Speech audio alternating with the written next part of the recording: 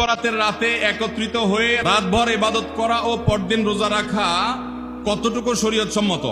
ভাইরা আমার, শবে বরাত উপলক্ষে রাতভর একত্রিত হয়ে মসজিদে ইবাদত বন্দেগী করা কোনো হাদিস দ্বারা প্রমাণিত নয়। এবং দিনের বেলা যে রোজা, এই রোজা শবে বরাত উপলক্ষে না, এটা হলো শাবান উপলক্ষে রোজা। এই রোজা হলো আইয়াম বীজ উপলক্ষে রোজা। নবী করিম সাল্লাল্লাহু আলাইহি ওয়াসাল্লাম শাবান মাসে এমনি বেশি বেশি নফল রোজা রাখতেন, সেই হিসাবে আপনিও রাখবেন।